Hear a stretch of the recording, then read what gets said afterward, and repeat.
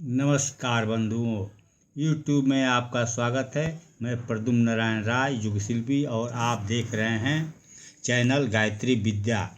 बंधुओं, आज हम चर्चा करेंगे वानप्रस्थ संस्कार पर।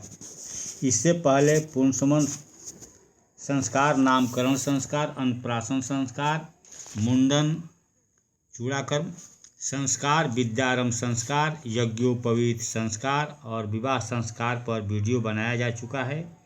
यदि आपने उन वीडियो को नहीं देखा है तो इस वीडियो के डिस्क्रिप्शन बॉक्स में मैंने लिंक कर दिया है, वहां से आप देख सकते हैं। बंधुओं, इससे पहले कि हम आगे बढ़ें, जिन लोगों ने मेरे इस चैनल को सब्सक्राइब नहीं किया है या फिर इस चैनल पर नए हैं तो कृपया इस चैनल को सब्सक्राइब करें और साथ ही बेल आइकन को प्रेस करें ताकि आपको समय समय पर नए नए वीडियो का नोटिफिकेशन आसानी से मिल सके। तो चलिए शुरू करते हैं गायत्री महामंत्र से। ओम भूर्भुवः स्वाहा तत्सवितुर्वरेण्यं भर्गो देवस्य धीमहि धियो यो नः प्रचोदयात्। बंधुओं, आज मेरा वीडियो वानप्रस्थ संस्कार पर चल रहा है। आप कृपया देखने का कष्ट करें और सुनें। ढलती उम्र का परम पवित्र कर्तव्य है वानप्रस्थ।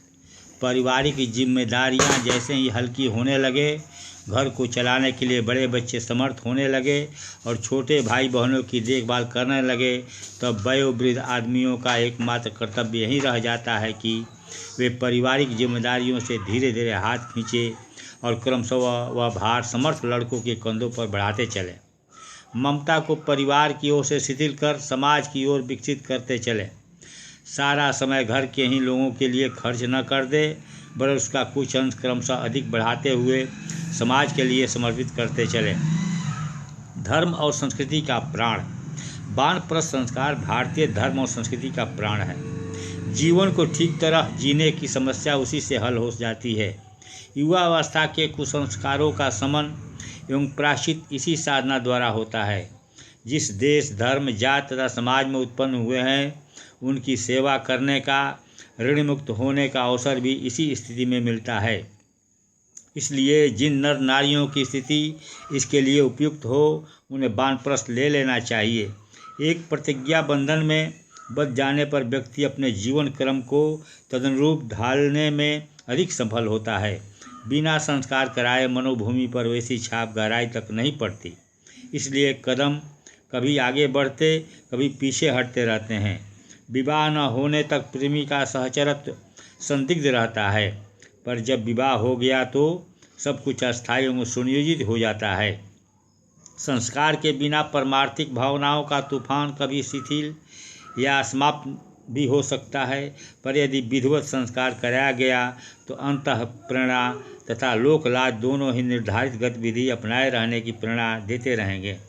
इसलिए शास्त्र मर्यादा के अनुरूप जिन्हें सुविधा हो वे विधिवत संस्कार करा लें, जिन्हें सुविधा न हो वे बिना संस्कार के भी उपयुक्त प्रकार की रीति नीति अपनाने के लिए यथासंभव प्रयत्न करते रहें। लोक शिक्षण की आवश्यकता पर प्रकाश डाल रहे हैं। इस गतिविधि को अपनाने से समाज की भी भारी सेवा होती है। प्राचीन काल में लोक निर्माण की सारी गतिविधियों एवं प्रवृत्तियों के संचालन का उत्तरदायित्व साधु ब्राह्मण वानप्रस्थों पर ही था। वे अपनी सारी शक्तियाँ परमार्थ भावना से प्रेरित होकर जनमानस को सन्मार्ग की ओर प्रवृत्त किए रहने में लगाए रहते थे।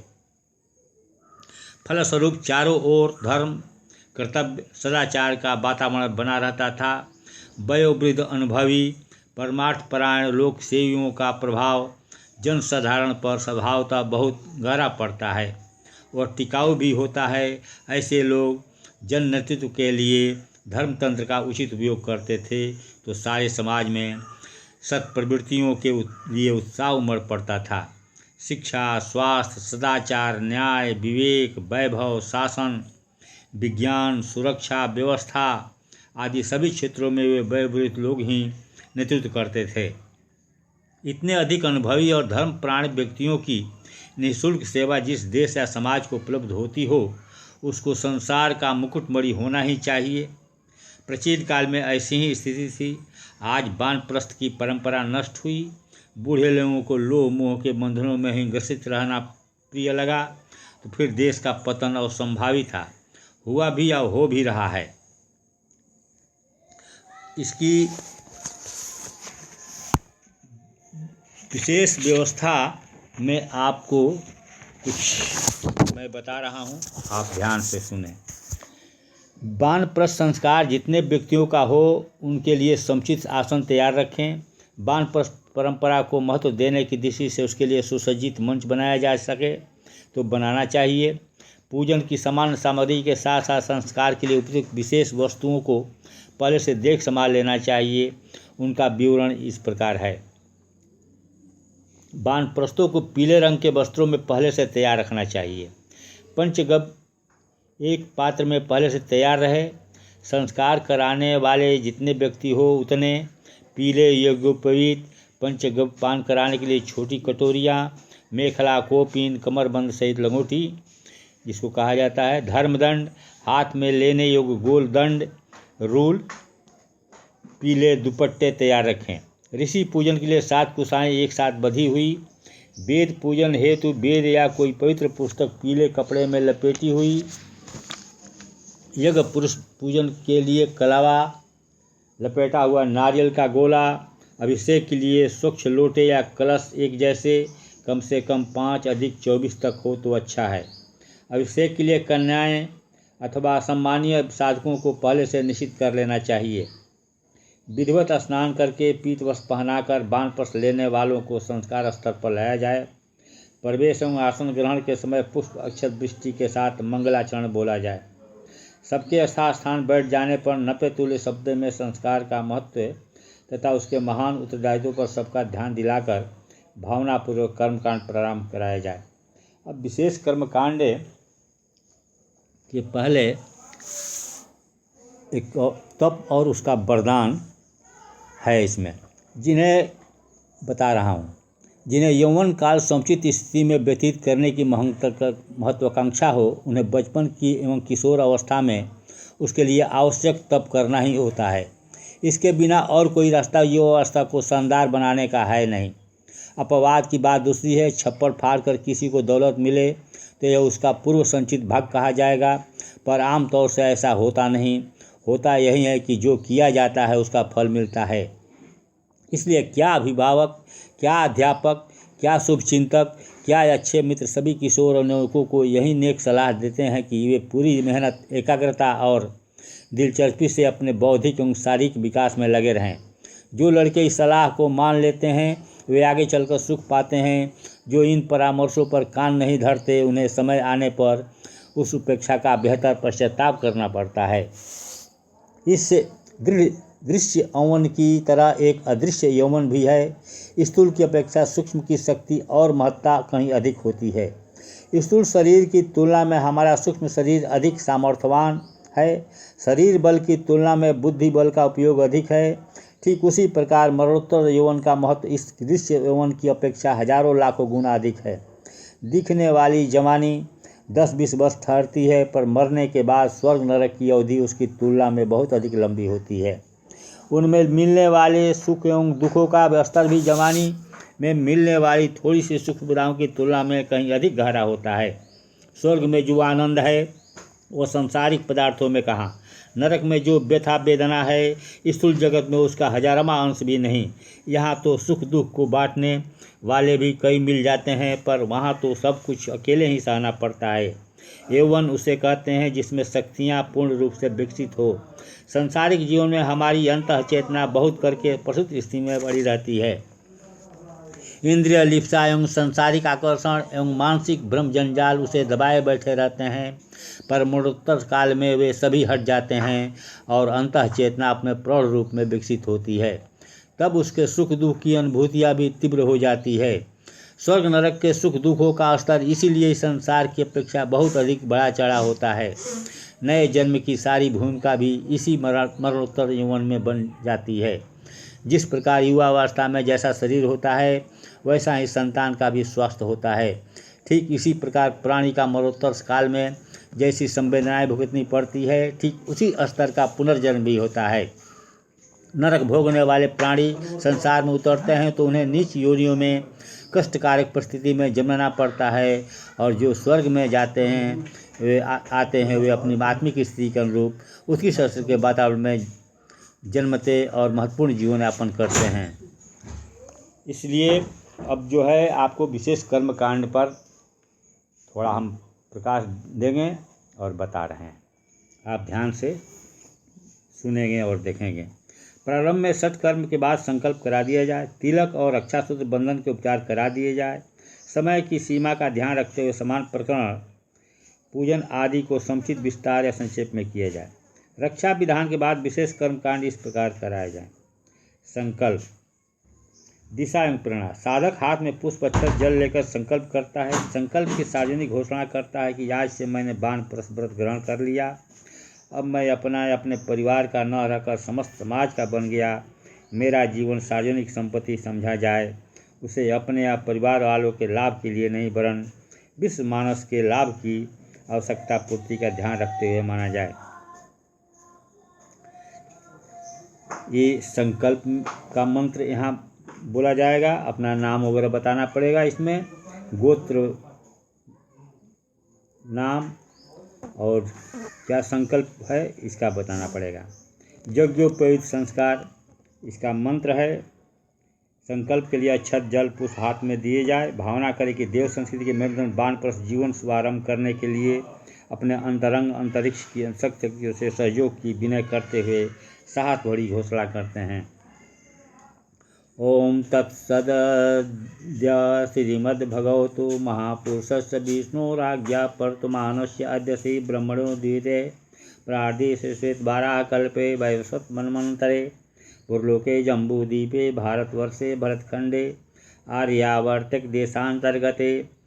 आप जिस गांव के हैं, जिस क्षेत्र के हैं, वहाँ का नाम और कौन मास महीना है उसका बताना पड़ेगा, किस पक्ष में है, किस तिथि को, कौन दिन, क्या नाम, क्या गोत्र, क्या नाम, ये सब आपको बताना पड़ेगा। स्वजन स्वजीवनम व्यक्तिगत न मत्वा संपूर्ण सामंजस्य एतत् इति ज्ञात्वा संयम स्वाध्याय उपासनेषु विशेषतस्य लोक सेवायं निरंतरं मनसा वाचा कर्मणा च संलग्नो भविष्यामि इति संकल्प अहम करिष्ये। ये मंत्र से संकल्प कराया जाए।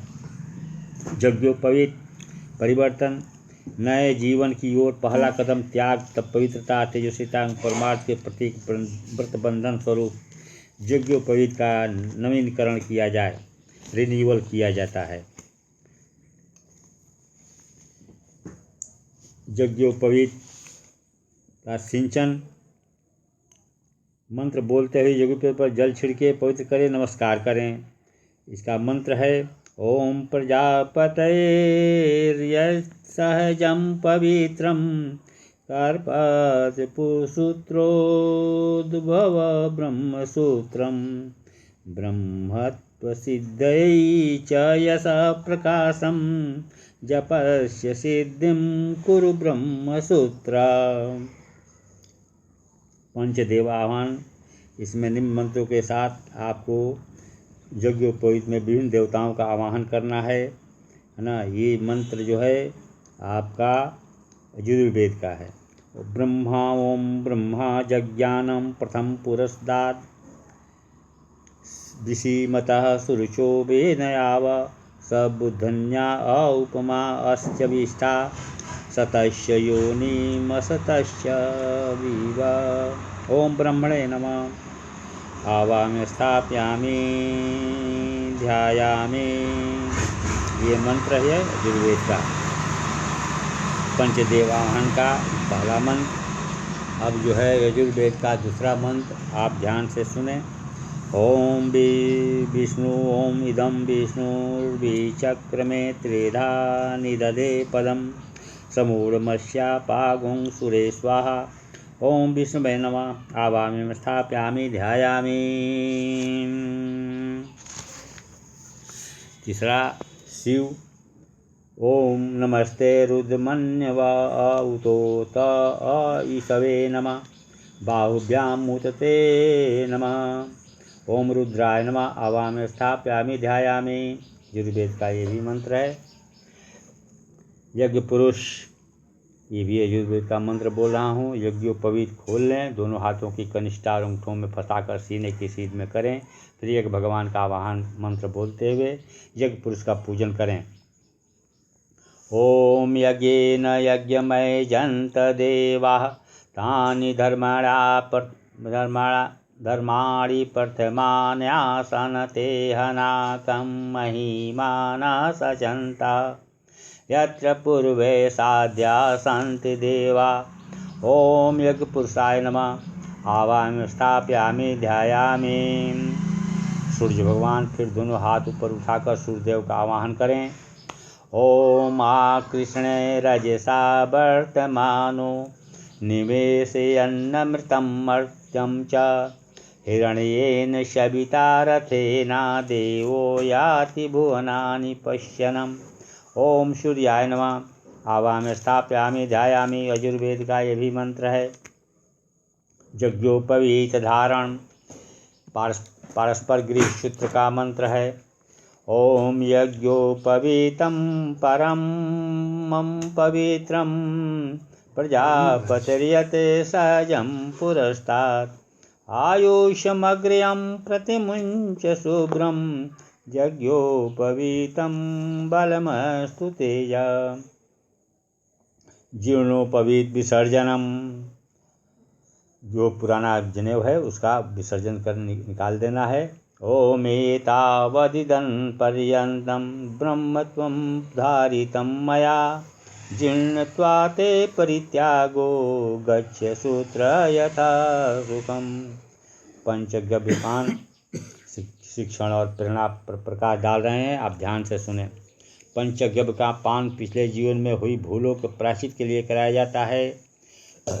मैल हटे तो रंग चढ़े, दोषों की स्वीकारोक्ति, उनसे संबंध विच्छेद, जो प्रवृत्तियाँ इस ओर ले जाती है उनका नियमन, भूलों से हुई हानियों को पूरा करने का साहस भरा शुभारंभ, यह सब मिलकर प्रायश्चित कर्म पूरे होते हैं। प्रायश्चित से शुद्ध चित्त पर देव अनुग्रह सहज ही बरस पड़ते हैं। क्रिया और भावना इसमें करना है। पंचगव्य की कटोरी बाएं हाथ में ले और दाहिने हाथ की मध्यमा अंगुली से मंत्रोच्चार के साथ उसे घोले चलाएं। भावना करें कि इस गौ द्रव्यों को दिव्य चेतना सब हिमंत्रित कर रहे हैं। मंत्र है ओम गोमूत्रम गोमयम क्षीरम दधि सर्पी कुशोदकम निर्दिष्टम पंचगव्यम तु पवित्रम मुनिपुंगवे। कटोरी दाहिने हाथ में लेकर मंत्रोच्चार के साथ पान करें। भावना करें कि दिव्य संस्कारों से पापों की जड़ पर प्रहार और पुण्यों को उभारने का क्रम आरंभ हो रहा है, जो निष्ठापूर्वक चलाया जाता रहेगा। मंत्र है ओम यत्त्वगस्तिगततप्तं पापं देहे तिष्ठति मामके प्राशनात् पंचगव्यस्तस्य यज्ञस्य दहत्वग्निरिवेन्धनम्। मेखला कोपिन धारण शिक्षण और प्रेरणा इस पर प्रकाश दे रहे हैं। अभिसिंचन के उपरांत वानप्रस्थ लेने वालों के हाथों में धर्मदंड और मेखला कोपिन का उत्तरदायित्व सौंपा जाता है। कोपिन धारण करने का अर्थ है इंद्रिय संयम बरतना। वानप्रस्थी को संतानोत्पादन बंद कर देना चाहिए। अब तक की उत्पन्न हुई संतान का ही पालन पोषण विकास निर्माण ठीक तरह हो जाए, यही बहुत है। 50 वर्ष की आयु के बाद बच्चे पैदा करते रहना तो एक लज्जा की बात है। इससे कठिनाई बढ़ती है। बच्चे दुबले पैदा होते हैं, अनाथ रह जाते हैं तथा उनकी जिम्मेदारी मरते समय तक बनी रहने से समाज सेवा परमार्थ साधना जैसे जीवन को सार्थक बनाने वाले परिजनों के लिए अवसर ही नहीं मिलता। जिसके पीछे जितनी कम घरेलू जिम्मेदारी है वह उतनी ही अच्छी तरह वृद्धावस्था का सदुपयोग कर सकेगा। फिर जिसने वानप्रस्थ धारण कर लिया तो उसके लिए संतान उत्पादन एक विसंगति ही है। अतः उसे इस प्रकार की मर्यादाओं का पालन करने के लिए इंद्रिय संयम का मार्ग अपनाना पड़ता है। उसी भावना का प्रतिनिधित्व कोपिन करती है।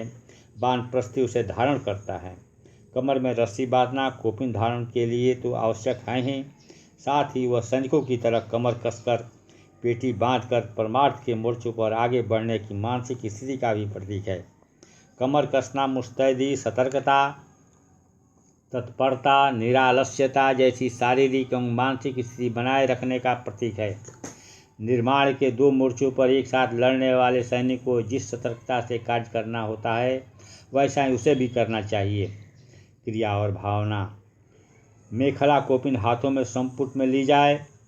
मंत्रोच्चार के साथ भावना की जाए कि तत्परता, सक्रियता तथा संयमशीलता का वर्ण किया जा रहा है। मंत्र पूरा होने पर उसे कमर में बांध लें। पारस्पर गृह सूत्र का मंत्र है ओम यम दुरोक्तम परिबाधमाना वर्णम पवित्रम पुनति मयागात प्राणापनाभ्यम बलमादधाना स्वसा देवी शुभगा मेखलेयम। धर्मदंड धारण। इसका शिक्षण और प्रेरणा पर प्रकाश डाल रहे हैं। वानप्रस्थी को हाथ में लाठी दी जाती है। गुरुकुलों में विद्या अध्ययन करने वालों को वन प्रदेश की आवश्यकता के अनुरूप लाठी सुविधा की दृष्टि से आवश्यक भी होती थी। इसके अतिरिक्त यह धर्मदंड इस मंत्र का प्रतीक है। राजा जिस प्रकार राज्याभिषेक के समय शासन सत्ता का प्रतीक राजदंड, छोटा लकड़ी का डंडा हाथ में विधिवत समारोह के साथ ग्रहण करता है, उसी प्रकार वानप्रस्थी संसार में धर्म व्यवस्था कायम रखने की अपनी जिम्मेदारी को हर घड़ी स्मरण रखे रहे और तदनुरूप अपना जीवन क्रम बनाए रहे, इसलिए भी यह धर्मदंड है। क्रिया और भावना। दंड दोनों हाथों में पकड़ें, भूमि के समानांतर हृदय की सीध में रखें। मंत्र पूरा होने पर मस्तक से लगाएं और दाहिनी ओर रख लें। भावना करें कि धर्म चेतना को जीवंत, व्यवस्थित एवं अनुशासित रखने का महत्वपूर्ण उत्तरदायित्व स्वीकार किया जा रहा है। इसके साथ दिव्य शक्तियाँ ब्राह्मणत्व और ब्रह्म वर्चस्व प्रदान कर रही है। पारस्परिक गृह सूत्र का मंत्र है ओम यो मे दंडः परापतद वैहाय सोऽधिभूम्यां तमहं पुनरादद आयुषे ब्रह्मणे ब्रह्मवर्चसाय। पीत वस्त्र धारण। शिक्षण और प्रेरणा पर प्रकाश दे रहे हैं। पीत वस्त्र वीरों, त्यागियों और परमार्थ प्राणों का बाना कहा गया है। अज्ञान, अभाव और अनिति से संघर्ष करने के लिए विचारशीलों को संत, सुधारक और शहीदों की भूमिका निभाने की तैयारी करनी पड़ती है। संस्कृति की प्रतिष्ठा, उसके सनातन गौरव की रक्षा के लिए यही रंग प्रेरणा देता रहा है। क्रिया और भावना। दोनों हाथों की हथेलियाँ सीधी करके दुपट्टा लें। मंत्र के साथ ध्यान करें कि सत शक्तियों से पवित्रता, शौर्य और त्याग का संस्कार प्राप्त कर रहे हैं। मंत्र पूरा होने पर दुपट्टा कंधों पर धारण कर लें। अथर्ववेद का मंत्र है इसमें ओम सूर्यो में चक्षुर्वातः प्राणो अंतरिक्षमात्मा पृथ्वी शरीरम अस्पृतो नामाहमयमस्मि स आत्मनं निदधे द्यावा पृथिवीभ्यां गोपीठाय। ऋषि पूजन। शिक्षण और प्रेरणा। ऋषि पूजन पर प्रकाश दे रहे हैं। इसको ध्यान से देखेंगे, सुनेंगे। शिक्षण एवं प्रेरणा क्या है, आप पर ध्यान देंगे। सांस्कृतिक चेतना को जागृत, जीवंत रखने, जीवन के महत्वपूर्ण सिद्धांतों की शोध और उसका लाभ जन जन तक पहुंचाने, ईश्वरीय उद्देश्यों के लिए समर्पित पवित्र और तेजस्वी व्यक्तित्व के धनी उन महामानवों की परंपरा का अनुगमन आत्मकल्याण, लोक मंगल दोनों दृष्टियों से अनिवार्य है। उनके अनुगमन के शुभारंभ के रूप में पूजन किया जाता है। क्रिया और भावना। हाथ में पुष्प छत लेकर ऋषियों का ध्यान कर मंत्रोच्चार के साथ भावना करें कि हम भी उन्हीं की पार्टी के व्यक्ति हैं। उनके गौरव के अनुरूप बनने के लिए अपने पुरुषार्थ के साथ उनके अनुग्रह को जोड़ रहे हैं। उसे पाकर अन्याय उन्मूलन के मोर्चे को तीव्र बनाएंगे।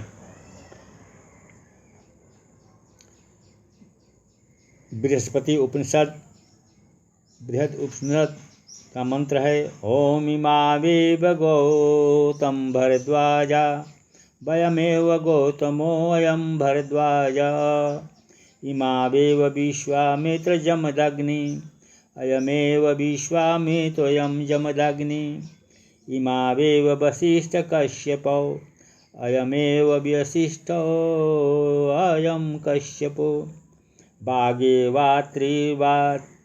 त्रिर्वाचाह्यमन्न देतेर्तिर्हवै नामे तदद्य त्रिरीति शर्वस्याता भवति सर्वमस्यानं भवति य एव वेद।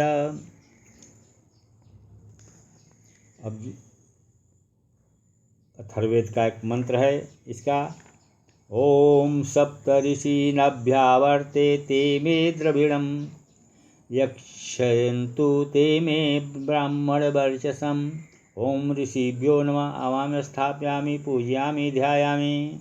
वेद पूजन शिक्षण और प्रेरणा पर प्रकाश दे रहे हैं, सुना जाए। वेद कहते हैं ज्ञान को। अज्ञान 1000 दुखों का कारण है।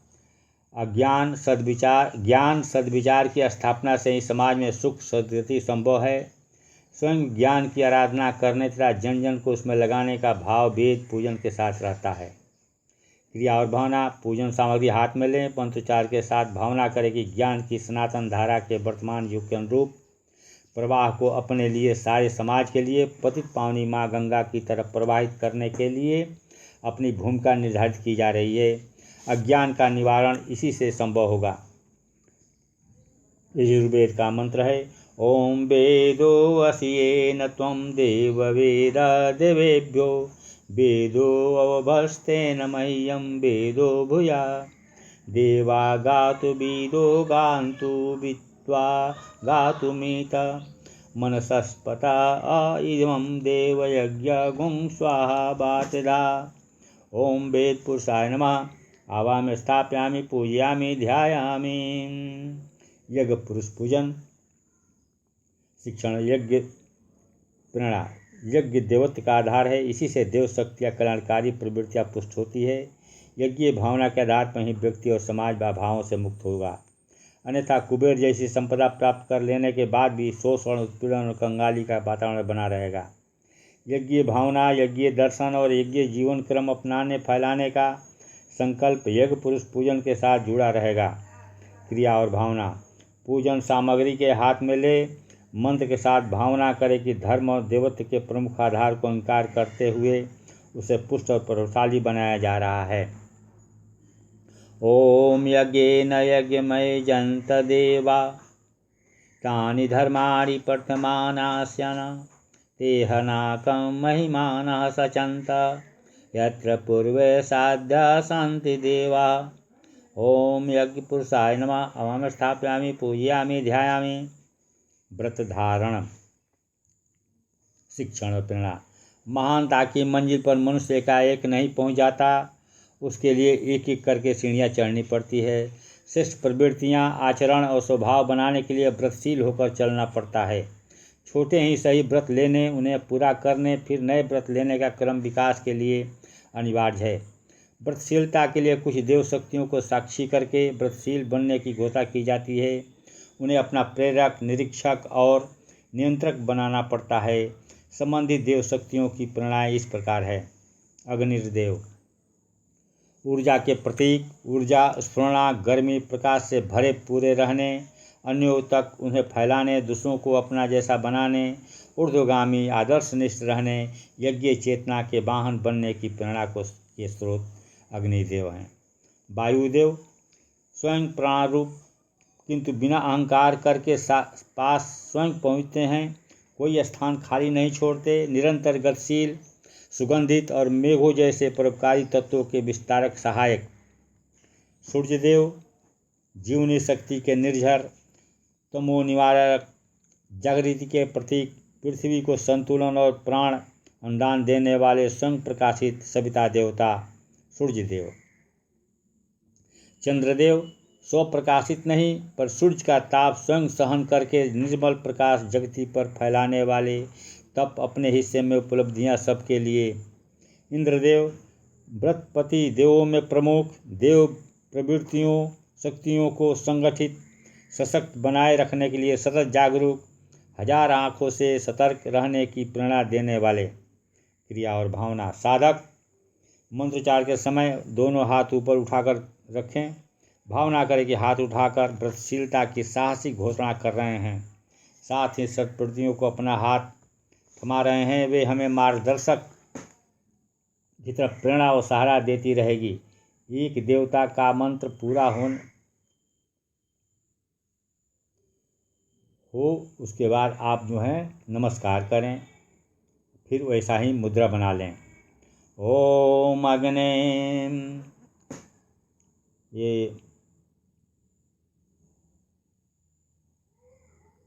ओम अग्ने व्रतपते व्रतं चरिष्यामि तत्ते पब्रवीमि तक्षकेयं तेनर्ध्यासमिदमहम् अनृत्यात् सत्यमुपैमि। ओम अग्नये नमः।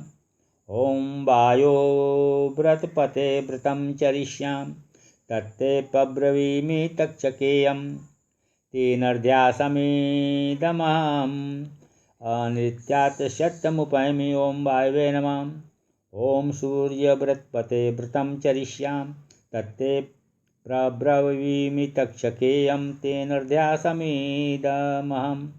अनृत्यात् सत्यमुपैमि। ओम सूर्याय नमः।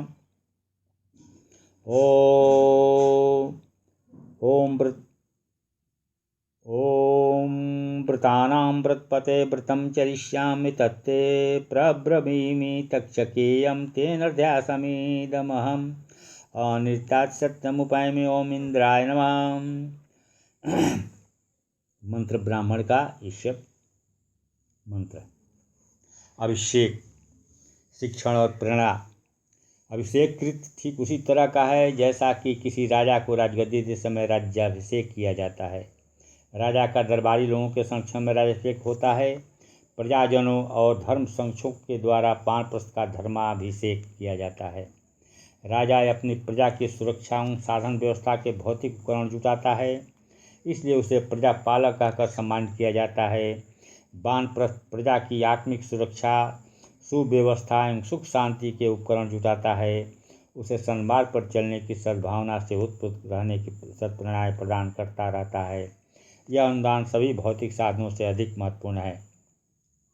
राजा केवल एक सीमित प्रदेश में रहने वाली प्रजा की भौतिक सुरक्षा के लिए ही उत्तरदायी है, पर वानप्रस्थ के कंधों पर संसार के समस्त मानव प्राणियों को न्याय एवं धर्म का प्रकाश उत्पन्न कराना है। भौतिक सुरक्षा की तुलना में आत्मिक प्रगति का मूल्य महत्व असंख्य गुना बड़ा है। इसी प्रकार एक सीमित क्षेत्र में रहने वाली प्रजा के साज संभाल की तुलना में समस्त विश्व के प्राणियों को सत्प्रेरणा देना कहीं अधिक महत्वपूर्ण है। अतएव राजा की तुलना में धर्मसेवी महात्मा का वानप्रस्थ का पद तथा गौरव भी अत्यधिक महत्वपूर्ण है। उसको अपना उत्तरदायित्व पूरी सावधानी से, जिम्मेदारी से निभाना है। इसी भावना को हृदयंगम कराने के लिए अभिषेक क्रिया की जाती है। समाज के संभ्रांत, धर्मसेवी एवं विचारशील 24 व्यक्ति जो यह अभिषेक करने खड़े हुए हों, समाज का प्रतिनिधित्व करते हैं। जल से वानप्रस्थी का अभिसिंचन करते हुए लोग समाज की ओर से नई भावनाओं के अभिव्यक्त करते हैं। क्रिया और भावना। निर्धारित मात्रा में कन्याएं तथा संस्कारवान व्यक्ति कलश लेकर मंत्रोच्चार के साथ साधकों का अभिषेक करें। भावना करें कि ईश्वरीय ऋषि कल्प जीवन के अनुरूप स्थापनाओं, बीज रूप प्रवृत्तियों को सींचा जा रहा है। समय पाकर वे फूले फलेगी। जीवन के श्रेष्ठतम रस में भागीदारी के लिए परमात्मा सत्ता से प्रार्थना की जा रही है। अनुदानों को धारण किया जा रहा है। यजुर्वेद का मंत्र है ओम आपो हि स्थामयो भुव तान और्ये दधातन महेरणाय चक्षसे ॐ यो वः शिवतमो रसः तस्य भाजयते अना उशतिरिव मातर ॐ तस्मारङ्गमामोऽस्य क्षयाय जिन्मतयापो जनेथा च न। अभिषेक के बाद भगवत स्थापना करके विधिवत यज्ञ किया जाए। शिष्य गीत के पुरुषार्थ विशेष आहुतियाँ दी जाए। भावना किया कि युग देवता एक विशाल यज्ञ चला रहे हैं। उस यज्ञ में समिधा द्रव्य बनकर हम भी सम्मिलित हो रहे हैं। उनसे जुड़कर हमारा जीवन धन्य हो रहा है। ओम ब्रह्म होता ब्रह्म यज्ञ ब्रह्मणा स्वरोरौमिता अर्ध्वर्यु ब्रह्मणो जातो ब्रह्मणो अंतर्हितं हविस्वाहा यो इदम अग्ने इदम नमः। अथर्ववेद का यह मंत्र है। प्रव्रज्या दिशा और प्रणा। परिव्राजक का काम है चलते रहना, रुके नहीं, लक्ष्य की ओर बराबर चलता रहे, एक सीमा में न बंधे, जन जन तक अपने उपनत्व और पुरुषार्थ को फैलाए। जो परिव्राजक लोकमंगल के संकीर्णता के सीमा बंधन तोड़कर गतिशील नहीं होता, सुख सुविधा छोड़कर तपस्वी जीवन नहीं अपनाता, वह पाप का भागीदार होता है। क्रिया और भावना। यज्ञ की 4 परिक्रमाएँ चरे वेति मंत्रों के साथ करें। भावना करें कि हम सच्चे परिव्राजक बनकर गतिशीलों को मिलने वाले दिवंदानों के पुरुषार्थ बन रहे हैं। ऐतरेय ब्राह्मण का मंत्र है। ओम नानाश्रांताय श्रीरस्ति इति रोहित शुश्रुम पापो निषद्वरो जना इंद्र इच्चरत सखा चरैवेति चरैवेति पुष्पण्यो चरतो जंगे भूष्णुरात्मा फलग्रही शिरे यस्य सर्वे पापमान क्रमेण पथ प्रपथे हत्ता चरैवेति चरैवेति आस्ते भगयासिनस्य ऊर्ध्वस्तिष्ठति तिष्ठत शेते निपद्यमानस्य चराति चरतो भग चरैवेति चरैवेति कलिशयानो भवति संजिहानस्तु द्वापर उत्तिष्ठस्त्रेता भवति कृतं सम्पद्यते चरन् चरैवेति चरैवेति चरन् वै मधु बिन्दति चरन् स्वादु मुदुम्बरं सूर्यस्य पश्य प्रेमाणं यो न तन्द्रयते चरन् चरैवेति चरैवेति। ऐतरेय ब्राह्मण का मंत्र समाप्त हुआ। अब इसके बाद यज्ञ समापन, पूर्णाहुति आदि उपचार कराकर अंत में मंत्रों के साथ पुष्प अक्षत की वर्षा करें, शुभकामना आशीर्वाद दें। और इसका ये वीडियो जो है मेरा, इसका ये बंधुओं आज का वीडियो यहीं तक है। इस वीडियो के अंत तक देखने के लिए बहुत बहुत धन्यवाद। यदि वीडियो पसंद आई हो तो लाइक एंड कमेंट्स करना ना भूलें। साथ ही अपने दोस्तों में ज़्यादा से ज़्यादा शेयर करें ताकि उनको भी लाभ मिल सके। बंधुओं, अगले वीडियो के साथ बहुत जल्द मिलेंगे। तब तक के लिए जय हिंद, जय भारत माता, जय गायत्री माता। ओम शांति।